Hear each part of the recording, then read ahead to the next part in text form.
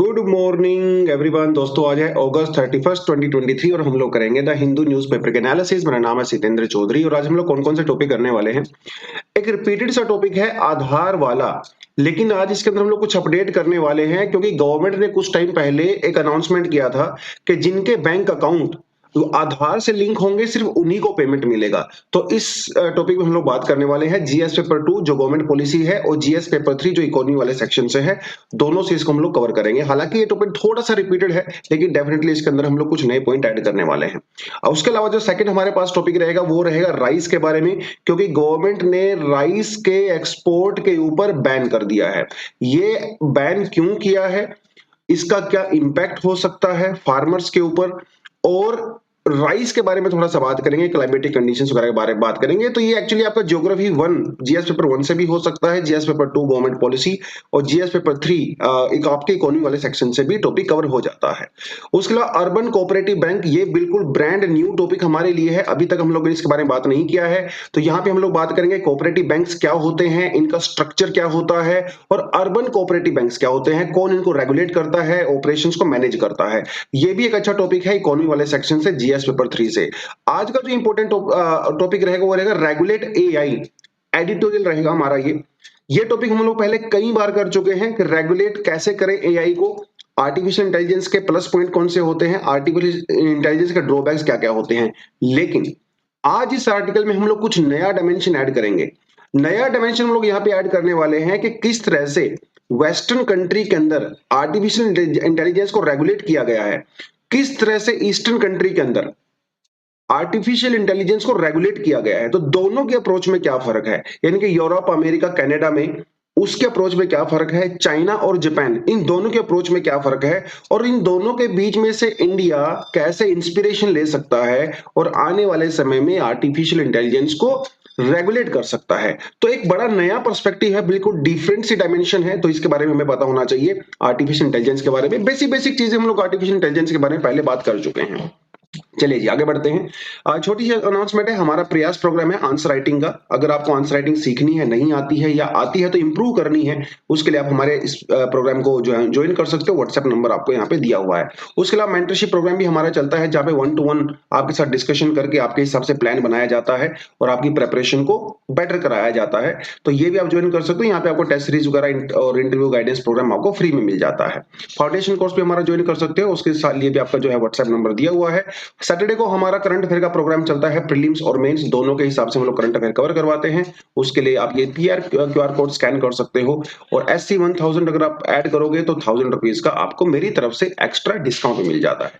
चलिए जी आगे बढ़ते हैं। Aadhaar based payment plan for मनरेगा पुट ऑफ अगेन। अगेन मतलब दोबारा से इसको होल्ड पे कर दिया गया है। इसका मतलब पहले भी किया गया था। क्यों होल्ड पे किया गया है, पूरा मुद्दा क्या है वो आपको मैं बताता हूं। देखिए, जब हम लोग बात करते हैं आधार की और जब हम लोग बात करते हैं मनरेगा की, दोनों आपस में डायरेक्टली लिंक नहीं है, या फिर कहिए डायरेक्टली लिंक है लेकिन 100% डायरेक्टली लिंक नहीं है। यहां पे क्या बात हो रही है, यहां पे बात हो रही है मनरेगा की। सरकार का यह कहना है कि मनरेगा में खूब सारा करप्शन होता है, लीकेज होती है।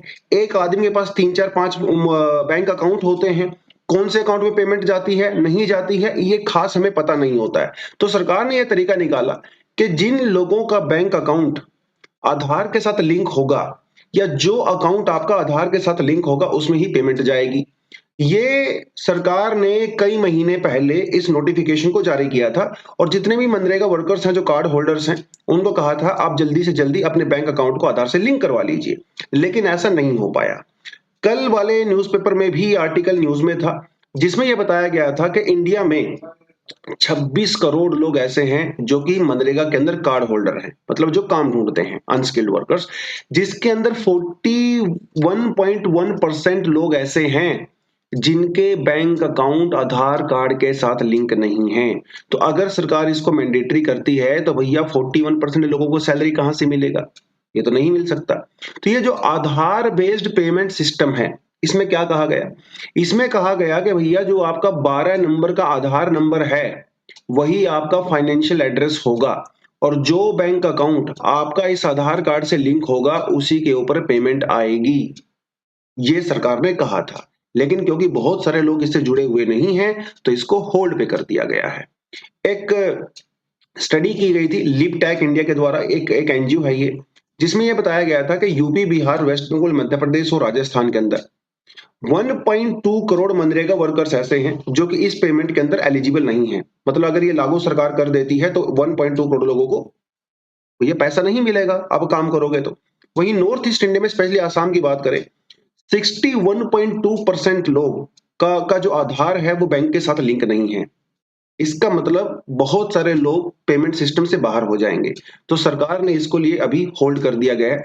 कई बार सरकार ने को एक्सटेंड किया है, एक बार सरकार ने और कर दिया है। अब लेट्स सी आगे फ्यूचर में क्या रहेगा क्या नहीं रहेगा, वो एक अलग चीज है। फिलहाल तो होल्ड पे इसको कर दिया गया है। मनरेगा के अंदर दो तरीके होते हैं पेमेंट करने के। एक तरीका होता है अकाउंट बेस्ड और एक तरीका होता है आधार बेस्ड। अकाउंट बेस्ड का सीधा सा मतलब ये होता है कि भाई जो आदमी वहां पे काम कर रहा है वो अपना बैंक अकाउंट नंबर वहां पे देता है और उस बैंक अकाउंट में सीधी पेमेंट आ जाती है। वो बैंक अकाउंट कोई भी हो सकता है, वो आपके आधार से लिंक हो भी सकता है, नहीं भी हो सकता, डजेंट मैटर। दूसरा तरीका होता है आधार बेस्ड। ये सिस्टम ऑटोमेटिक होता है, इसमें आपको स्पेशली बैंक अकाउंट देने की रिक्वायरमेंट नहीं होती है। आपका आधार कार्ड जो आपके बैंक के साथ लिंक होता है अकाउंट के साथ, उसमें डायरेक्ट पैसा चला जाता है। अब यहाँ पे दिक्कतें कई होती हैं। किसी आदमी के पास मान लो 3 बैंक अकाउंट हैं।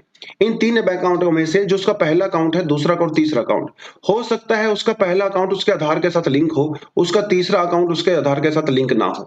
और हो सकता है इसका पहला अकाउंट जो है वो हो सकता कोई और हैंडल कर रहा हो, तो पैसा किसके खाते में जाएगा, जो पहला अकाउंट होगा। तो ये दिक्कतें यहाँ पे हैं, क्योंकि किसी आदमी के 2-3 अकाउंट हो सकते हैं और हो सकता है उसको ऑपरेट ना कर रहा हो सकता है उसकी वाइफ उसको ऑपरेट कर रही हो, हस्बैंड उसको ऑपरेट कर रहा हो, तो कई सारी कॉम्प्लिकेशन यहाँ पे होती हैं। तो ये यहाँ पे समस्या है। तो सरकार ने इसलिए कहा कि भाई हम लोग क्या करेंगे, क्योंकि डायरेक्ट बेनिफिट ट्रांसफर हम लोग आपको देने वाले हैं, लीकेज खत्म हो जाएगा, सिस्टम ज्यादा रोबस्ट हो जाएगा, एफिशिएंट हो जाएगा, इसीलिए हम आपके सीधा उसके अंदर इसको डालने वाले हैं। लेकिन ऐसा नहीं हो पाया, तो वो आधार बेस्ड जो पेमेंट सिस्टम था वह भी यहाँ से सरकार ने उसको होल्ड पे कर दिया है। बेसिकली ये मेजर टॉपिक यहाँ पे है, इससे ज्यादा इस टॉपिक में कुछ खास है नहीं। हाँ, आधार के बारे में आपको बेसिक बेसिक चीजें पता होनी चाहिए, मनरेगा के बारे में भी आपको बेसिक चीजें पता होनी चाहिए। पुराना सा टॉपिक है, थोड़ा सा ऊपर ऊपर से करवा के आपको निकल जाता हूँ, क्योंकि डिटेलिंग में जाने का कोई मतलब नहीं है। स्टैटिक सा पोर्शन है, ऑलरेडी आपके पास इसके नोट्स होंगे। आप मनरेगा जो है वो एक सोशल वेलफेयर प्रोग्राम है, और ये दुनिया का सबसे बड़ा ऐसा सोशल वेलफेयर प्रोग्राम है जो कम से कम 100 दिनों की एम्प्लॉयमेंट गारंटी देता है। दुनिया में इससे बड़ा प्रोग्राम कहीं पे भी नहीं है।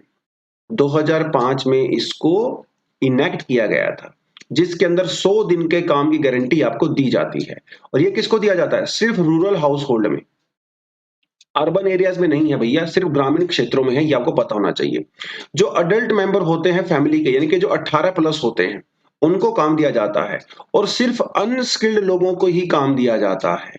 जो स्किल्ड होते हैं उनको मनरेगा में काम नहीं मिलता। ये आपको ध्यान रखनी है, बड़ी इंपॉर्टेंट फैक्टर है प्रीलिम्स के लिए। उसके अलावा प्रोग्राम का मेन पर्पस क्या है? तो वही है, लाइवलीहुड बढ़ाना है, लोगों को पैसा देना है, उनकी पर कैपिटा इनकम बढ़ानी है, उनकी परचेजिंग पावर बढ़ानी है। इसका एक और पर्पस है, वो है रूरल टू अर्बन माइग्रेशन जो होता था वो भी कम करना है। क्योंकि अगर आपको गांव में ही काम मिलेगा तो भैया आप अर्बन एरियाज में नहीं जाओगे। आपने कोविड के टाइम में ये देखा होगा, बहुत सारे लोग शहरों से जो गांव की तरफ जा रहे थे तो उन्होंने मनरेगा के अंदर अपने काम के लिए अप्लाई किया था। तो अनएम्प्लॉयमेंट इससे कम होता है, पॉवर्टी कम होती है, आपकी परचेजिंग पावर बढ़ती है, रूरल अर्बन माइग्रेशन भी इससे कम होता है। दूसरी बात, ये काम आपको आपको जो है बाय डिफॉल्ट नहीं मिलता है, आपको इस काम की डिमांड करनी पड़ती है। आपके जो जो आपके गांव के सरपंच हैं, प्रधान हैं, आपका उनके पास जाके एप्लीकेशन देनी पड़ती है कि मुझे काम चाहिए। जब आप एप्लीकेशन देते हो, डिमांड करते हो, 15 दिन के अंदर ही अंदर आपको काम मिल जाना चाहिए। ये मैंडेटरी होता है। अगर 15 दिन के अंदर आपको काम नहीं मिलता है तो आपको अनएम्प्लॉयमेंट अलाउंस दिया जाता है। अब मतलब आपको तो रिक्वायरमेंट है ना काम की, और अगर अब काम नहीं मिल रहा है तो सरकार का फेलियर है। तो इसलिए सरकार को आपको अलाउंस देती है। ये बहुत इंपॉर्टेंट फैक्टर है।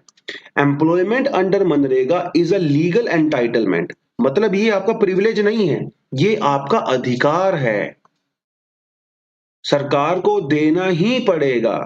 प्रिविलेज का मतलब ये होता है सरकार आपको दे भी सकती है, नहीं भी दे सकती है, लेकिन जो अधिकार होता है वो लीगल होता है। और अगर आपको ये अधिकार नहीं मिल रहा है तो आप कोर्ट में भी जा सकते हो गवर्नमेंट के अगेंस्ट में।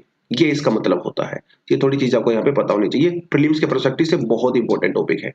उसके अलावा टाइम टू टाइम जो है इसका सोशल ऑडिट भी किया जाता है।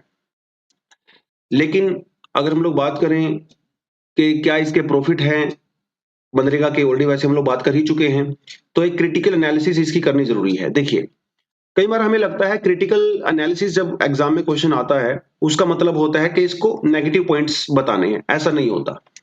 क्रिटिकल एनालिसिस का मतलब होता है इन डेप्थ एनालिसिस।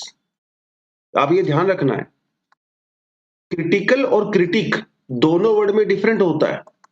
क्रिटिक अलग चीज होती है। क्रिटिक का मतलब होता है उसके नेगेटिव पॉइंट्स निकालना, उसको गाली देना, समझ रहे हो। क्रिटिकल का मतलब होता है इन डेप्थ एनालिसिस करना। इन डेप्थ में दोनों चीजें आती हैं, प्लस भी आती है माइनस भी आती है। आपको विद प्रॉपर एग्जांपल्स आपको उसकी एनालिसिस करनी पड़ती है। ये मतलब होता है क्रिटिकल एनालिसिस का। तो यस, डेफिनेटली मनरेगा की बात करें तो गांव में गरीबी कम हुई है, ऑफ कोर्स एम्प्लॉयमेंट जनरेशन भी हुआ है, सोशल इंक्लूजन हुआ है, क्योंकि इसमें महिलाओं को लेके इसके अंदर रिजर्वेशन है, 1/3 तो महिलाएं होनी चाहिए, तो सोशल एम्पावरमेंट भी हुआ है, वीमेन एम्पावरमेंट भी हुआ है। और गांव में अगर आप देखें रोड्स, इरिगेशन प्रोजेक्ट्स वगैरह में, रूरल इंफ्रास्ट्रक्चर में वृद्धि हुई है, तो इंफ्रास्ट्रक्चर डेवलपमेंट यहाँ पे डेफिनेटली हुआ है। स्किल एनहेंसमेंट हुआ है, वेज रेट एनहेंसमेंट हुआ है। टाइम टू टाइम जो मनरेगा के वेजेस होते हैं उसको इन्फ्लेशन के साथ साथ उसको बढ़ाया भी जाता है, तो फेयर कंपनसेशन आपको दिया जाता है। तो ये, और सीजनल अनएम्प्लॉयमेंट भी कम हुआ है। जैसे आप अगर मान लें, जैसे आप धान की खेती समझ लीजिए, जब धान की खेती की कटाई होती है या उसको जब बोया जाता है, लगाया जाता है, तो उस समय एम्प्लॉयमेंट काफी ज्यादा होती है। लेकिन ऑफ सीजन में बहुत ज्यादा अनएम्प्लॉयमेंट हो जाती है। तो ऑफ सीजन में जब एग्रीकल्चर फील्ड में काम नहीं होता है तो आप मनरेगा के अंदर जाके काम कर सकते हो, तो सीजनल अनएम्प्लॉयमेंट भी इससे काफी कम हुआ है। तो ये बहुत बेनिफिट है मनरेगा के, राइट। उसके अलावा ट्रांसपेरेंसी, अकाउंटेबिलिटी, एनवायरमेंटल बेनिफिट भी हैं, क्योंकि सोइल इंप्रूवमेंट वगैरह के लिए, इरिगेशन पर्पज के लिए, वाटर कंजर्वेशन के लिए बहुत सारे स्टेप लिए जाते हैं। तो एनवायरमेंटल सस्टेनेबिलिटी यहाँ पे बड़ा है। लोकल कम्युनिटीज, जैसे मैंने आपको बता ही दिया, वीमेन खासकर उनकी एम्पावरमेंट हुई है। डिस्ट्रेस माइग्रेशन जो रूरल से अर्बन होता था वो भी कम हो गया है। Draught and the flood mitigation, क्योंकि वाटर कंजर्वेशन के लिए बहुत सारे प्रोजेक्ट हम लोग चलाते हैं, फ्लड मिटिगेशन के लिए बहुत सारे प्रोग्राम हम लोग चलाते हैं, तो ड्रोट के केसेस भी यहाँ पे कम देखने को मिले हैं। तो ये सारी चीजें देखिए, कोविड-19 वाला हमने देख लिया, ऑलरेडी कॉन्सेप्ट हम लोग ने देख ही लिया। जब पेंडेमिक आता है तो उस केस में मनरेगा आपको एक काम की गारंटी देता है, राइट। तो ये बहुत सारे फैक्टर जो है यहाँ पे नजर आते हैं। चलिए जी, सेकंड टॉपिक में बढ़ते हैं। सेकंड टॉपिक कहता है, ये हमारा टेक्स्ट सेक्शन से आज लिया गया है, और ये राइस एक्सपोर्ट के बैन के बारे में बात करता है। देखिए आर्टिकल क्या कहता है शुरुआत में, सरकार ने डोमेस्टिक राइस के प्राइस को कंट्रोल करने के लिए ये कदम उठाया। इसमें सरकार ने व्हाइट राइस के एक्सपोर्ट को प्रोहिबिट कर दिया है, ठीक है जी। उसके अलावा 20% एक्सपोर्ट ड्यूटी लगा दी है, किसके ऊपर? पार बोइल्ड राइस के ऊपर। कब तक लगा दी है? अक्टूबर 15 तक। ये पार बोल्ड राइस क्या होता है ये आपको मैं बताऊंगा। राइस की कई सारी वैरायटी होती हैं, ये आपको मैं बताऊंगा क्या होता है। इसके ऊपर 20% की एक्सपोर्ट ड्यूटी लगा दी है। ओके, पहली बात तो ये। दूसरी बात ये, सरकार ने ब्रोकन राइस, जो टूटा हुआ चावल होता है, उसके ऊपर पिछले सितंबर में उसके ऊपर बैन लगाया था। हालांकि सरकार ने इसको अलाउ कर दिया है, लेकिन वो सबको अलाउ नहीं किया है, कुछ खास केसेस में ही अलाउ किया है, और उसके लिए सरकार से परमिशन मांगनी पड़ती है। जैसे आप यहाँ पे इजिप्ट का केस देख सकते हो, जैसे आप यहाँ पे जो है, आप जैसे यहाँ पे ईरान का केस देख सकते हो। तो ईरान इंडिया से काफी ज्यादा ब्रोकन राइस को इंपोर्ट करता है। तो जब ईरान की गवर्नमेंट हमारी सरकार से स्पेशल रिक्वेस्ट करती है, उस केस में ब्रोकन राइस को अलाउ कर दिया जाता है, अदरवाइज नहीं किया जाता है। तो एक तो ये हो गया बेसिक सा जो स्टेटस होता है। अब बात करते हैं राइस की। आपको मैं बताऊंगा वो डिफरेंट राइस क्या होते हैं, किस तरह की चीजें काम करती हैं। Advance estimate of the department of agriculture and the farmer welfare, इनका ये कहना है कि राबी सीजन 2022-2023 जो अभी सीजन चल रहा है, राबी सीजन, इसमें जो राइस का प्रोडक्शन है ये 13.8% कम हो सकता है, ऐसा उन्होंने कहा है। क्योंकि पहले ड्रोट हो गया, अभी क्या हुआ, खासकर हमारे सेंट्रल इंडिया में ईस्टर्न इंडिया में और सदर्न इंडिया में बारिश काफी कम हुई है, तो जो ओवरऑल एरिया था वो यहाँ पे इस बार कम हुआ है। अगर खासकर आप तमिलनाडु में देखें, कावेरी वाले रीजन में, वहां पे अगस्त के महीने में यूजुअली पैडी को लगाया जाता था, यानी कि धान को लगाया जाता था।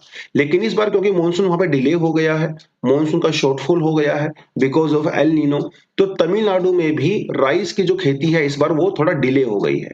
तो सीधी सी बात है, जब डिले होगी तो मार्केट में भी बाद में आएगी और उसका प्रोडक्शन भी कम हो सकता है, राइट। तो इसके लिए सरकार ने ये सोचा कि फ्यूचर में इंडिया से में प्राइस ना बढ़े और हमारी जो डोमेस्टिक जो जो स्टोरेज है वो प्रॉपर रहे, उसके लिए सरकार ने बैन कर दिया है। क्योंकि इंडिया दुनिया में राइस का सबसे बड़ा एक्सपोर्टर है। दुनिया का 45% जो राइस एक्सपोर्ट होता है भैया वो इंडिया से होता है। लार्जेस्ट प्रोड्यूसर नहीं है, लार्जेस्ट प्रोड्यूसर चाइना है, हम लोग लार्जेस्ट एक्सपोर्टर हैं, अपने ध्यान रखना है। हालांकि अगर आप फैक्ट की बात करो, ये क्या कहता है, मई के महीने में बासमती राइस का जो एक्सपोर्ट था इस साल वो 10.86% हाइयर था पिछले साल के कंपैरिजन में। वहीं जो नॉन बासमती राइस था वो 7.5% हाई था पिछले साल के कंपैरिजन में। आप सोच रहे हो कि ये कैसे, जब हम लोगों ने एक्सपोर्ट पे ड्यूटी लगा दी है। आपने देख रहे हो यहाँ पे 20% एक्सपोर्ट ड्यूटी लगाने के बावजूद भी बासमती और नॉन बासमती राइस हमारे यहां से ज्यादा एक्सपोर्ट हो रहा है। ये कैसे पॉसिबल है? ये ऐसे पॉसिबल है क्योंकि इंटरनेशनल मार्केट में राइस की डिमांड बहुत ज्यादा हो गई है। 20% एक्सपोर्ट ड्यूटी लगाने के बावजूद भी दुनिया में डिमांड है और इसलिए हमारे जो फार्मर्स हैं, जो एक्सपोर्टर्स हैं, उसको एक्सपोर्ट कर रहे हैं। सरकार ने एक्सपोर्ट को रोकने के लिए एमएसपी को भी बढ़ा दिया था, क्योंकि एमएसपी अगर आपको इंडिया में ज्यादा मिलेगा तो भैया आप बाहर काहे एक्सपोर्ट करोगे। एमएसपी बढ़ाने के बावजूद भी जो प्राइवेट राइस मिलर्स हैं वो राइस को फार्मर से ज्यादा दाम में खरीद रहे हैं, एमएसपी से ज्यादा दाम में खरीद रहे हैं, क्योंकि इंटरनेशनल मार्केट में 20% एक्सपोर्ट ड्यूटी लगाने के बावजूद भी इंडिया का जो राइस है वो सस्ता है और डिमांड भी बहुत ज्यादा हाई है। इसीलिए सरकार ने अब क्या किया है, इसको बैन कर दिया है। देखिए 2022 में यहां से क्वेश्चन भी पूछा गया था, among the following crops which are the most important anthropogenic source. Anthropogenic source मतलब जो ह्यूमन इंड्यूस्ड होते हैं, both methane and the nitrous oxide. Methane मतलब ग्रीन हाउस गैस की बात कर रहा है। मीथेन कहां से निकलता है? मीथेन निकलता है जहां पे वाटर लोग कंडीशंस होती हैं, ठीक है, जहां पे जो है एक्स्ट्रा फ्लडिंग होती है या फिर यहाँ पे जहां पे ओवर इरिगेशन की जाती है वहां से मीथेन रिलीज होती है। तो राइस जो फील्ड होते हैं जहां पे पानी रहता है बहुत सारा, वहां से मीथेन रिलीज होती है, ठीक है। ये लास्ट ईयर क्वेश्चन आया था। अगर राइस की हम लोग बात करें, देखिए यहाँ पे लिखा हुआ है पैराबॉइलिंग, जो ऊपर हम लोगों ने वर्ड आपको बताया था वो क्या होता है, ब्रोकन क्या होता है। देखिए जब हम लोग पैडी की बात करते हैं तो ये पूरा पैडी होता है। इस पैडी के अंदर जो ऊपर वाला ब्राउन छिलका होता है, ठीक है, उस छिलके को बोलते हैं हस्क। क्या बोलते हैं? हस्क। एक पैडी के अंदर 20 से लेकर 21% हस्क होता है। अब इसे नहीं खा सकते, खाने लायक नहीं होता है। जब आप ऊपर से छिलके को निकाल देते हो तो नीचे से चावल का जो दाना होता है उसके ऊपर एक ब्राउन कलर की कोटिंग सी होती है, उसे ब्राउन आउटर लेयर बोलते हैं। इसे कहा जाता है ब्रैन, कहते हैं ब्रैन। चावल के अंदर 10 से 11% ब्रैन होता है और 20 से 21% जो बाहर वाला छिलका होता है ये होता है। अगर आप इसको दोनों को निकाल देते हो तो 68 से 69% आपके पास प्योर चावल बचता है। जो ये बीच वाला चावल होता है इसे राइस कर्नल बोलते हैं, जो खाने लायक होता है। हालांकि लोग ब्रैन के साथ भी खा सकते हैं, लेकिन यूजली हम लोग इसकी बात करते हैं। तो पैराबॉइल क्या होता है? पैराबॉइल जो पैडी होता है, हम लोग क्या करते हैं, इस पैडी को लेते हैं, पूरे के पूरा छिलके के समेत लेते हैं, इसे भिगोते हैं थोड़े समय के लिए पानी में। भिगोने के बाद ये थोड़ा सा फूल जाता है, उसके बाद इसको स्टीम किया जाता है और स्टीम करने के बाद इसको ड्राई किया जाता है, ठीक है। ये पूरा हस्क के साथ होता है, हस्क सब कुछ मिक्स होता है। इसको आप थोड़ा सा स्टीम करोगे, स्टीम करने से इसका साइज थोड़ा सा इंक्रीज हो जाता है और फिर इसको आप ड्राई करोगे। इसे कहते हैं पार बॉइलिंग राइस, जो स्टीम किया होता है और ड्राई किया होता है। ऐसा हम लोग क्यों करते हैं? क्योंकि ये वाला राइस थोड़ा सा हार्ड होता है, जो स्टीम करने के बाद सुखाया जाता है, और ये टूटता भी बहुत कम है, यानी कि इसके अंदर ब्रेकेज कम होती है। इसके अंदर सिर्फ 5 to 15% ब्रेकेज होती है। लेकिन जो यूजुअली हमारा नॉर्मल चावल होता है, जो कि पैरा बॉयल नहीं होता है, उसके अंदर 25% एक्चुअली ब्रोकन होता है, चावल टूट जाता है। Right, it is the rice having 100% broken whose exports have been prohibited. तो जो 100% ब्रोकन होता है वो तो हम लोगों ने वैसे भी बैन कर दिया है। तो ये थोड़ा सा आपको पता होना चाहिए। जो पूरे का पूरा पैडी होता है वो अलग होता है, ठीक है। पैरा बॉइलिंग में हम लोग क्या करते हैं, इसको स्टीम करते हैं, सुखाते हैं, उसे पैरा बॉइलिंग कहा जाता है। ये हार्ड होता है, राइट, और ये कम टूटता है। तो ये थोड़ा सा आपको पता होना चाहिए। चलिए जी आगे बढ़ते हैं। राइस की क्लाइमेटिक कंडीशन क्या होती है, ये बिल्कुल आपके एनसीईआरटी से हमने पूरा कंटेंट लिया है, तो इसमें कुछ ज्यादा पढ़ना नहीं है आपको। राइस बेसिकली आपको पता है कि वाटर इंटेंसिव क्रॉप होती है, जिसके अंदर कम से कम 100 सेंटीमीटर से ज्यादा का आपको रेनफॉल चाहिए होता है। 25% से ज्यादा आपको यहाँ पे टेम्परेचर चाहिए होता है। वेस्ट बंगाल एक ऐसा स्टेट है इंडिया में जहां पे साल में 2 या 3 क्रॉप्स भी ग्रो कर सकते हो आप पैडी की। ओस, अमन, बोरो, ये सब वैरायटी होती है राइस की। इंडिया का जो टोटल एरिया होता है उसका 1/4 यानी कि 25% हिस्सा जो है वो पैडी कल्टीवेशन के अंदर आता है। स्पेशली अगर आप कोस्टल एरिया में देखें, नॉर्थ ईस्ट में देखें, वहां पे आपको बहुत ज्यादा पैडी देखने को मिलता है। लीडिंग जो प्रोड्यूसर होते हैं पैडी के, वेस्ट बंगाल, उत्तर प्रदेश और पंजाब आता है। हालांकि पंजाब की हम लोग बात करें तो ये ट्रेडिशनली पंजाब और हरियाणा वो राइस ग्रोइंग स्टेट्स नहीं है, क्योंकि ये ऑलमोस्ट ड्राई स्टेट्स हैं। राइट, बारिश बारिश कम होती है, लेकिन इरिगेशन की वजह से यहाँ पे हम राइस को कल्टीवेट करते हैं। और इसकी शुरुआत हुई थी 1970s में, जब ग्रीन रेवोल्यूशन हुआ था। ग्रीन रेवोल्यूशन से पहले पंजाब हरियाणा में ज्यादातर वीट जो है लगाया जाता था, राइस बहुत ही ज्यादा कम होता था। लेकिन ग्रीन रेवोल्यूशन में क्या हुआ, हाई यील्डिंग वैरायटीज आई, इरिगेशन फैसिलिटीज भैया वहां पे आ गई, बिजली वहां पे आ गई, जिसकी वजह से लोग यहाँ पे करने लगे और बहुत सारा फर्टिलाइजर का यूज भी करने लगे। आज पंजाब जो है यहाँ पे लीडिंग प्रोड्यूसर बन चुका है, जबकि 1970s में पंजाब में राइस होता ही नहीं था। सोचने की बात है, ग्रीन रेवोल्यूशन ने कितना चेंज कर दिया है। राइट, चलिए, इंडिया वर्ल्ड का सेकंड लार्जेस्ट प्रोड्यूसर है राइस का। अब बढ़ते हैं आगे। इकोनॉमी सेक्शन से क्वेश्चन है अर्बन कोऑपरेटिव बैंक्स के बारे में। तो हमारे यहाँ पे जो कोऑपरेटिव बैंक्स हैं उसके अंदर कुछ समस्याएं हैं। कुछ कोऑपरेटिव बैंक्स फेल हो गए, कुछ कोऑपरेटिव बैंक्स बहुत अच्छा परफॉर्म नहीं कर रहे हैं। उसी लिए हमारे जो गवर्नर हैं शक्तिकांता जी, इन्होंने एक प्रेस कॉन्फ्रेंस किया अभी थोड़े समय पहले, और जिसमें इन्होंने ये कहा कि जो खासकर अर्बन कोऑपरेटिव बैंक्स हैं, इनको कुछ खास चीजों पे ध्यान रखना चाहिए अगर इनको सक्सेस होना है तो। उसमें इन्होंने बहुत सारा फोकस किया है क्वालिटी ऑफ गवर्नेंस के ऊपर, यानी कि जो कोऑपरेटिव बैंक्स की जो गवर्नेंस है, उसकी जो मैनेजमेंट होती है वो प्रॉपर नहीं हो रही है। तो इन्होंने कहा कि आप 3 चीजों के ऊपर फोकस करोगे तो आपकी गवर्नेंस बढ़िया हो सकती है। कंप्लायंस, मतलब जो रूल एंड रेगुलेशन है उसके हिसाब से चलिए, रिस्क मैनेजमेंट और इंटरनल ऑडिट। आपकी हेल्थ, आप किसको पैसा दे रहे हो, कहां से पैसा आ रहा है, उसके इंटरनल ऑडिट करना भी जरूरी है। अगर कोऑपरेटिव बैंक्स किसी किसान को या किसी को भी अगर पैसा देते हैं तो उससे पहले रिस्क मैनेजमेंट किया जाना जरूरी है कि उस आदमी का रिकॉर्ड कैसा है, वो सारी चीजें, ये तीनों चीजें गवर्नेंस के अंदर आती हैं जो आपको मैनेज करनी पड़ेंगी। उसके अलावा फंक्शन आप कैसे इंप्रूव कर सकते हो, जो बोर्ड होता है कोऑपरेटिव बैंक्स की जो मैनेजमेंट होती है, उन्होंने कहा कि भैया proper adequate skill and expertise और डायरेक्टर्स होने चाहिए। राइट, आप किसी को उठा के डायरेक्टर नहीं बना सकते, उसके पास एक्सपीरियंस होना चाहिए। एक प्रोफेशनल बोर्ड मैनेजमेंट होनी चाहिए, टेन्योर उनका फिक्स होना चाहिए, अलग अलग फील्ड से होने चाहिए, डाइवर्स होने चाहिए, उसकी जो पूरी फंक्शनिंग है वो ट्रांसपेरेंट होनी चाहिए, पार्टिसिपेटरी होनी चाहिए। तो ये बड़ी बड़ी बातें यहाँ पे बोली गई हैं। अगर आपको एग्जाम में क्वेश्चन आता है that what do you understand by the cooperative banks, discuss the problems and the solutions regarding cooperative banks, तो आप यहाँ पे लास्ट वाले 2 पॉइंट डेफिनेटली ऐड कर सकते हो। तो मेंस के हिसाब से ये काफी इंपॉर्टेंट हो जाता है, प्रीलिम्स के पर्सपेक्टिव से खास इंपॉर्टेंट नहीं है, तो ये चीज आप वहां पे डेफिनेटली मेंशन कर सकते हो। अब बात करते हैं कोऑपरेटिव बैंक होता क्या है। कोऑपरेटिव बैंक की वर्ड जो है ना कोऑपरेटिव, इसी में इसका मीनिंग छुपा हुआ है, मतलब कोऑपरेशन। कोऑपरेशन, जब आप एक साथ ऑपरेट करते हो, कोऑपरेट करते हो, तो ये कब होता है, जब आप और आपके जैसे बहुत सारे लोग एक ग्रुप बनाते हैं, एक कम्युनिटी बनाते हैं, तब आप ऑपरेट करते हो, उसे कोऑपरेट कहा जाता है। एक साथ मिलके काम करना मतलब कोऑपरेट करना। तो कोऑपरेटिव बैंकिंग में यही होता है।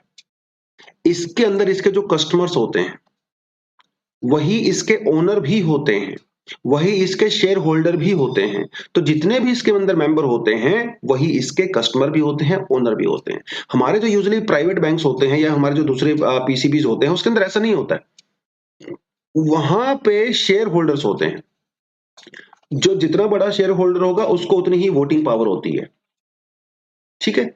लेकिन कोऑपरेटिव बैंक्स में ऐसा नहीं होता, जितने भी मेंबर होते हैं सभी के पास एक वोट होती है, किसी के पास कम ज्यादा वोट नहीं होती है। इसीलिए हमारे कोऑपरेटिव बैंक्स पूरी तरह से डेमोक्रेटिक प्रिंसिपल के ऊपर चलते हैं, क्योंकि वन पर्सन वन वोट, जैसे हमारी डेमोक्रेसी में होता है, हम लोग इलेक्शंस में करते हैं। तो कोऑपरेटिव बैंक्स का जो रजिस्ट्रेशन होता है वो होता है स्टेट कोऑपरेटिव सोसाइटीज एक्ट के अंदर में, ये आपने ध्यान रखना है, राइट। उसके अलावा कोऑपरेटिव बैंक को कौन रेगुलेट करता है? यूजुअली आरबीआई के द्वारा रेगुलेट किए जाते हैं, लेकिन हमारे पास बैंकिंग लॉ एक्ट 1955 और बैंकिंग रेगुलेशन एक्ट 1949 है, दिन दोनों के अंदर में इसको रेगुलेट किया जाता है कोऑपरेटिव बैंक्स को। Cooperative banks are also regulated by the RBI and governed by, देखो गवर्न किया जाता है इन दो के हिसाब से, यानी कि वहां पे कैसा काम होगा, प्रोसीजर कैसा होगा, फंक्शन होगा, वो दो चीजें होती हैं और आरबीआई इनको जो उनको रेगुलेट करता है। फीचर्स इसको मैंने आपको बता ही दिया, ये डेमोक्रेटिक प्रिंसिपल के ऊपर फोकस करता है। कोऑपरेटिव बैंक्स का मेजर जो पर्पस होता है वो प्रॉफिट अर्न करना नहीं होता है, इनका बेसिक पर्पस होता है कि जो इसके मेंबर्स होते हैं उनको बेनिफिट दिया जाए। कोऑपरेटिव बैंक्स रूरल और अर्बन एरिया दोनों में काम करते हैं।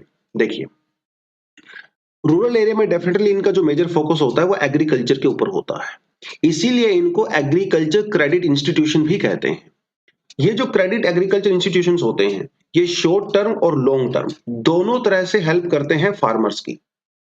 शॉर्ट टर्म जो क्रेडिट इंस्टीट्यूशन होते हैं, ठीक है, जो कोऑपरेटिव बैंक्स के अंदर में आते हैं, ये तीन तरह के होते हैं। एक होते हैं प्राइमरी एग्रीकल्चर क्रेडिट सोसाइटी, एक होती है सेंट्रल कोऑपरेटिव सोसाइटी, और एक होती है स्टेट कोऑपरेटिव बैंक्स, जो स्टेट लेवल पे होते हैं। जो प्राइमरी एग्रीकल्चर क्रेडिट सोसाइटी होती है वो विलेज लेवल पे होती हैं, और जो सेंट्रल कोऑपरेटिव बैंक्स होते हैं वो डिस्ट्रिक्ट लेवल पे होते हैं। ध्यान रखना, सेंटर का मतलब यहाँ पे सेंट्रल गवर्नमेंट नहीं है, सेंट्रल का मतलब यहाँ पे डिस्ट्रिक्ट लेवल पे होता है, स्टेट, डिस्ट्रिक्ट और विलेज लेवल। आप यहाँ पे चीज देखिए, जो बैंकिंग रेगुलेशन एक्ट है जो ऊपर आपको मैंने बताया था, ये वाला, जिसके अंदर इनको रेगुलेट किया जाता है, हमारी जो विलेज लेवल पे क्रेडिट सोसाइटीज होती हैं, इनको बैंकिंग रेगुलेशन एक्ट के अंदर में रेगुलेट नहीं किया जाता है। इसका मतलब these are not regulated by RBI. Very very very important for prelims point पूछेगा आपसे वो, which of the following are not regulated by RBI, आपको उसमें देगा वो प्राइमरी क्रेडिट एग्रीकल्चर सोसाइटी, ध्यान रखना है। स्टेट और डिस्ट्रिक्ट लेवल यस, दोनों ही रेगुलेट की जाती हैं, ओके। उसके अलावा जो हमारा नाबार्ड है उसको भी कुछ फंक्शन दिए गए हैं, राइट। जैसे जो हमारी जो जो सेंट्रल कोऑपरेटिव बैंक्स होते हैं, जो स्टेट कोऑपरेटिव बैंक्स होते हैं, इनको टाइम टू टाइम इंस्पेक्शन करने का काम किसका होता है? वो नाबार्ड का होता है। तो नाबार्ड भी कोऑपरेटिव सोसाइटी के अंदर इंपॉर्टेंट रोल प्ले करता है। अब बात करते हैं अर्बन कोऑपरेटिव सोसाइटी की। रूरल का हम लोगों ने देख लिया, तीन लेवल पे होती है। अर्बन क्या होता है? अर्बन जो कोऑपरेटिव बैंक्स होते हैं इन्हें प्राइमरी कोऑपरेटिव बैंक्स भी कहा जाता है, जो कहां पे फंक्शन करते हैं? अर्बन एरियाज में और सेमी अर्बन एरियाज में। यहां पे रूरल एरिया नहीं लिखा हुआ है, सेमी अर्बन जो छोटे छोटे कस्बे होते हैं बेसिकली, उसके अंदर इसको मैनेज किया जाता है। These are also registered under the cooperative societies under the provision of either the State Cooperative Society Act of the state concerned और द मल्टी स्टेट। कुछ ऐसी अर्बन कोऑपरेटिव सोसाइटी हो सकती हैं जो एक स्टेट या दो स्टेट, तीन स्टेट, चार स्टेट में काम करती हैं, उस केस में इनको रेगुलेट किया जाता है under multi state cooperative society act 2002 के द्वारा। अगर वो एक ही स्टेट में काम करती हैं तो स्टेट कोऑपरेटिव सोसाइटी एक्ट के द्वारा। तो दो चीजें होती हैं, ठीक है। और जो गांव में हमारे जो जो जो रूरल एरियाज में कोऑपरेटिव सोसाइटी होती हैं वो एक से ज्यादा स्टेट में काम नहीं करती हैं, अर्बन वाली एक से ज्यादा स्टेट में काम कर सकती हैं। ये थोड़ी सी चीजें आपको यहाँ पे पता होनी चाहिए। तो जो अर्बन कोऑपरेटिव बैंक्स हैं ये किसके द्वारा रेगुलेट किए जाते हैं? ये भी रेगुलेट किए जाते हैं बाय बैंकिंग रेगुलेशन एक्ट 1949 के द्वारा, लेकिन ये जो प्रोविजन ऐड किया गया था वो 1966 के अंदर ऐड किया गया था, ठीक है। ये आपने ध्यान रखना है यहाँ पे। उसके अलावा since then there is a duality of the control over these banks with the, तो दो तरीके से इनको रेगुलेट किया जाता है, आपको मैंने बता ही दिया। बैंकिंग जो रिलेटेड फंक्शन है वो आरबीआई के द्वारा किए जाते हैं, जो मैनेजमेंट रिलेटेड फंक्शन है वो स्टेट गवर्नमेंट के द्वारा किए जाते हैं, ठीक है। Management related function state government, banking related function RBI, दोनों चीजें यहाँ पे आपको याद रखनी है। तो अर्बन कोऑपरेटिव सोसाइटी बैंक और हमारी जो एग्रीकल्चर क्रेडिट सोसाइटीज होती हैं उसके बारे में दिस वाज द फैक्टर, ठीक है। उसके अलावा भी इकोनॉमी के जो भी अपनी बेसिक बुक्स पढ़ रहे हो, जैसे रमेश सिंह वगैरह पढ़ रहे हो, तो उसके अंदर भी जो है वो मेंशन इसको डिटेल में किया गया है। चलिए जी, India and the AI, artificial intelligence, ये तो भाई हमारे जीवन की सच्चाई है। ये आ गया है तो कहीं जाने वाला नहीं है। It is here to stay. Artificial intelligence की कैपेसिटी बहुत ज्यादा होती है, हमें अच्छे से पता है, राइट। आर्टिफिशियल इंटेलिजेंस ह्यूमन से ज्यादा काम कर सकते हैं, इसमें भी कोई डाउट नहीं है। आर्टिफिशियल इंटेलिजेंस की वजह से हो सकता है लोगों की जॉब्स भी चली जाएं, कुछ लोगों की जॉब्स जाएंगी, कुछ जॉब्स यहाँ पे क्रिएट होंगी और कुछ जॉब्स एनहेंस होंगी। आर्टिफिशियल इंटेलिजेंस हमारे वर्किंग आवर्स को कम कर सकता है, क्योंकि बहुत सारा काम तो यही लोग कर देंगे। तो आर्टिफिशियल इंटेलिजेंस के बहुत सारे प्लस पॉइंट भी हैं और बहुत सारे नेगेटिव पॉइंट्स भी हैं। इसके लिए मैंने आपको अलग से कंटेंट यहाँ पे दिया हुआ है जो सेल्फ स्टडी के लिए है, क्योंकि ये ऑलरेडी मैं आपको पढ़ा चुका हूँ। ये हैं आपके आर्टिफिशियल इंटेलिजेंस के ड्रॉबैक्स और ये हैं आपके आर्टिफिशियल इंटेलिजेंस के बेनिफिट्स, ये आप खुद पढ़ोगे। हम लोग आज जो बात करने वाले हैं ना, वो रेगुलेशन के बारे में बात करने वाले हैं। भैया जब आर्टिफिशियल इंटेलिजेंस हमारी जिंदगी का इतना इंटीग्रल पार्ट होगा तो इसे रेगुलेट भी करना चाहिए। रेगुलेट कैसे करेंगे? ईस्टर्न कंट्रीज में और वेस्टर्न कंट्रीज में रेगुलेट करने के तरीके अलग अलग हैं, समझ रहे हो? हमारी फिलॉसफी अलग है। वेस्टर्न जैसे, वेस्ट में मतलब हम लोग किसकी बात कर रहे हैं? वेस्ट में हम लोग यूरोप की बात कर रहे हैं, हम लोग अमेरिका की बात कर रहे हैं, कनाडा की बात कर रहे हैं, इवन आप ऑस्ट्रेलिया की बात भी कर सकते हो, क्योंकि ऑस्ट्रेलिया में भी जो कल्चर है उनका वही एंग्लो सैक्सन कल्चर है जो कि ब्रिटिश से आया है। तो ऑस्ट्रेलियन कल्चर भी आप वेस्ट के अंदर इंक्लूड कर सकते हो। यहाँ पे हम लोग ज्योग्राफी की बात नहीं कर रहे हैं, फिलोसफी की बात कर रहे हैं, सोसाइटी की बात कर रहे हैं। Australian society is aligned with the western society. दोनों जगह पे आर्टिफिशियल इंटेलिजेंस को जो रेगुलेट करने का जो तरीका है वो थोड़ा सा अलग है। Recently Canada, Japan, China, Brazil, European union ने अलग अलग कानून बनाए हैं इसको रेगुलेट करने के लिए, लेकिन इनके बीच में फंडामेंटल डिफरेंस होता है। वेस्टर्न जो सिस्टम होता है वो यूरोसेंट्रिक है। यूरोसेंट्रिक का मतलब क्या होता है वो आपको मैं बताता हूं। जो वेस्टर्न कंट्रीज में जो कानून बनाए जाते हैं वो ज्यादातर ऑब्जेक्टिव बेस्ड होते हैं, ठीक है, ज्यादातर ऑब्जेक्टिव बेस्ड होते हैं। ईस्टर्न कंट्री में जो कानून बनाए जाते हैं वो थोड़े से सब्जेक्टिव नेचर के होते हैं, इसमें फर्क होता है।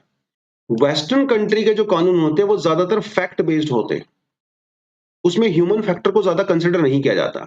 लेकिन जो ईस्टर्न कंट्री में ज्यादा होते हैं वहां पे ह्यूमन फैक्टर को ज्यादा कंसिडर किया जाता है। वेस्टर्न कंट्री में वो क्या बात करते हैं? प्रूफ की बात करते हैं, हार्ड प्रूफ की बात करते हैं। हम लोग यहाँ पे हार्ड प्रूफ की बात नहीं करते हैं। तो दोनों चीजों में थोड़ा सा फर्क होता है। देखिए, एक कैटेगरी बनाई गई है वेस्टर्न कंट्री में आर्टिफिशियल इंटेलिजेंस को लेके। इसमें कहा गया unacceptable risk, high risk, limited risk और लो रिस्क। अनएक्सेप्टेड रिस्क में जो ऑपरेशंस आते हैं आर्टिफिशियल इंटेलिजेंस में उनको पूरी तरह से प्रोहिबिट किया गया है, जबकि जो लो रिस्क वाले हैं उनको प्रोहिबिट नहीं किया गया है। सीधी सी बात यह है कहने की कि भाई ये प्रॉब्लम है, ये कानून है और ये आपको फॉलो करना है, फॉलो नहीं करोगे तो सजा मिलेगी। वेस्टर्न कंट्री में ऐसा ही होता है, वो हर चीज को ऑब्जेक्टिव चीज नजरिए से देखते हैं, फैक्चुअल नजरिए से देखते हैं, उसके लिए कानून बनाते हैं, कानून को फॉलो किया जाता है, फॉलो नहीं किया जाता तो पनिशमेंट होती है। सीधा सा हिसाब किताब होता है, ज्यादा उसमें कुछ ह्यूमन फैक्टर और वो सब नहीं होता है। और वेस्टर्न कंट्री में क्योंकि ज्यादातर चीजें फॉलो की जाती हैं, एक्चुअली में इंप्लीमेंट की जाती हैं, इसलिए उनके कानून थोड़े से ज्यादा इफेक्टिव नजर आते हैं। लेकिन ईस्टर्न कंट्री में जो रेगुलेशन होते हैं वो थोड़े से डिफरेंट होते हैं। जैसे जापान ने कानून बनाया आर्टिफिशियल इंटेलिजेंस को रेगुलेट करने के लिए। जापान ने किसके चीज के ऊपर फोकस किया? Social principal, human human centric artificial intelligence. इस तरह के वर्ड वेस्टर्न कानून के अंदर इंक्लूड नहीं किए गए। वहां पे सोशल प्रिंसिपल क्या है डजंट मैटर मच, वहां पे ऑब्जेक्टिव रियलिटी देखी जाती है। वहीं चाइना में जब कानून बनाया गया, चाइना में किस चीज की बात की गई? Respect social morality and ethics. Western country में मोरालिटी और एथिक्स के बेसिस पे कानून ज्यादा नहीं बनते हैं। हमारे यहाँ पे फोकस किसके ऊपर है? सोशल मोरालिटी और एथिक्स। दोनों में फर्क होता है। सोशल मोरालिटी अलग अलग चीजें हो सकती हैं। वेस्टर्न कंट्री में आप जितने मर्जी छोटे कपड़े पहन के, जितने मर्जी बड़े कपड़े पहन के सड़कों पे घूम सकते हो। वहां पे सोशली कोई मोरालिटी ऐसा नहीं है। आप पार्क में बैठ सकते हो, आप अडल्ट हो तो आप हाथ पकड़ के घूम सकते हो। हमारे यहाँ पे तो ऐसा नहीं होता। हमारे यहाँ पे बोलेंगे अरे ये आदमी तो इमोरल हो गया है। दोनों चीजों की समाज की सोचने का तरीका अलग है, रहने सहने का तरीका अलग है, ना वो गलत है ना हम गलत हैं, गलत सही की बात तो होती ही नहीं है। तो इसीलिए हमारे जो कानून को होता क्या है, कानून बेसिकली एक समाज का ही रिफ्लेक्शन होता है, समाज में लोग किस तरह से सोचते हैं, किस तरह से चीजें फॉलो करते हैं। तो ईस्टर्न कंट्री में जो हम लोग कानून की बात करते हैं, हम लोग किसकी बात करते हैं, फेयर कंपटीशन की बात कर रहे हैं, सेफ्टी की बात कर रहे हैं, ह्यूमन सेंट्रिक अप्रोच के बारे में बात कर रहे हैं, हम लोग सोशल मोरालिटी के बारे में बात कर रहे हैं, रिस्पेक्ट की बात कर रहे हैं, एथिक्स की बात कर रहे हैं, लेकिन वैल्यूज की बात कर रहे हैं। वेस्टर्न कंट्री में किस चीज के बारे में बात कर रहे हैं, कानून, रेगुलेशन, इंप्लीमेंटेशन, दैट्स इट।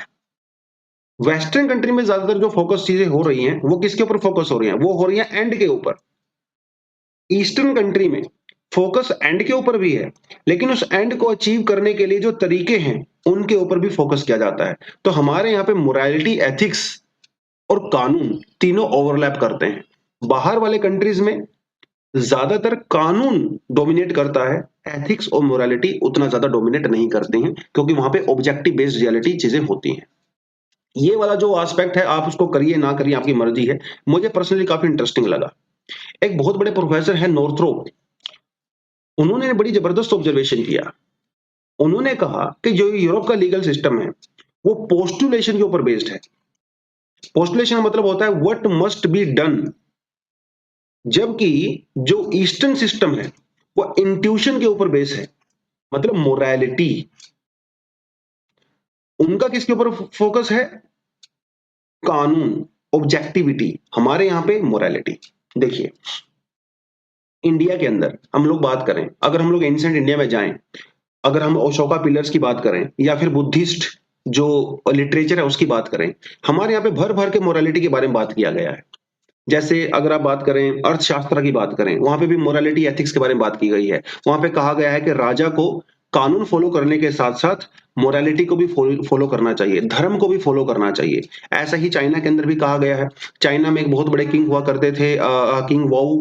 उन्होंने अपनी सिस्टर को ही मौत की सजा सुना दी थी, इसलिए नहीं कि वो कानून में लिखा हुआ था, बस इसीलिए क्योंकि वो मोरल था।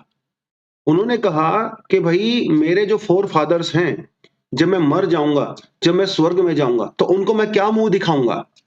वेस्टर्न कंट्री में इस तरह की बातें नहीं होती हैं। आप हमारे यहाँ पे देखिए, कोई आदमी गलत काम करता है तो उसको क्या बोलते हैं, यार तुम मरने के बाद ऊपर वाले को क्या मुंह दिखाओगे, अपने बुजुर्गों को क्या मुंह दिखाओगे। क्योंकि हमारे यहाँ पे ये माना जाता है कि इस लाइफ के बाद दूसरी लाइफ भी एग्जिस्ट करती है, आपको वहां पे जाके जवाब देना पड़ेगा। इसलिए जो आपका कंडक्ट होता है आप वो अच्छे से करिए, अर्थ के ऊपर। वेस्टर्न कंट्री में इस तरह की ज्यादातर बातें नहीं की जाती हैं, राइट। तो इसीलिए हमारे जो कानून होते हैं वहां पे भी आप इस चीज को थोड़ा सा देख सकते हैं। ब्रिटिशर्स हमारे यहाँ पे आए, ब्रिटिशर्स अपनी तरीके यहाँ पे भी लेके आए, उन्होंने अपने लीगल सिस्टम को इंडिया में भी ट्रांसप्लांट कर दिया। इंडिया का आज के टाइम में जो लीगल सिस्टम है वो क्या हो गया, मिक्स हो गया है।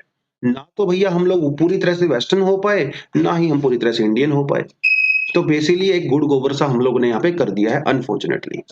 इवन हमारे जस्टिस जो है सुब्रमण्यन जी, इन्होंने भी कहा था कि इंडिया का जो लीगल सिस्टम है वो स्लेवरी टेंडेंसी का है, जो कि वेस्टर्न लीगल सिस्टम के ऊपर बेस्ड है। ऐसा नहीं होना चाहिए। हमें अपनी ईस्टर्न वैल्यूज, ईस्टर्न कल्चर्स और ईस्टर्न प्रिंसिपल के बेसिस पे अपने कानून बनाने चाहिए, ऐसा उन्होंने कहा। उन्होंने ये क्रिटिसाइज भी किया है, नीति आयोग की एक रिपोर्ट आई थी आर्टिफिशियल इंटेलिजेंस के रेगुलेशन को लेके, और इसमें इन्होंने हर जगह पे कनाडा, यूएसए, यूके, ऑस्ट्रेलिया, इनको रेफरेंस दिया गया है। कहीं पे भी Indian culture, Indian values, Indian ethos, Indian morals के ऊपर फोकस नहीं किया गया है नीति आयोग की रिपोर्ट में भी। तो हम लोग अपनी वैल्यूज को भूलते जा रहे हैं, वेस्टर्न सिस्टम को लगातार फॉलो करते जा रहे हैं अपनी सोशल लाइफ में भी और लीगल लाइफ में भी, जो कि नहीं होना चाहिए। ठीक है, आप उनकी अच्छी चीजों को फॉलो करिए, लेकिन उसके बीच में भाई आप खुद को मत भूलिए ना। जैसे जापान नहीं भूलता है, चाइना नहीं भूलता है, हम लोग क्यों भूल रहे हैं। तो ये कहना है इस आर्टिकल का। थोड़ा सा यूनिक अप्रोच है, लेकिन आप डेफिनेटली इसको इस हिसाब से पढ़ सकते हो। तो बच्चों आज के लिए इतना ही था, ये सेल्फ स्टडी के लिए कुछ कंटेंट डाला है, आप इसको पढ़ सकते हो। तो आज के लिए इतना ही है। Thank you very much, all the best, जय हिंद।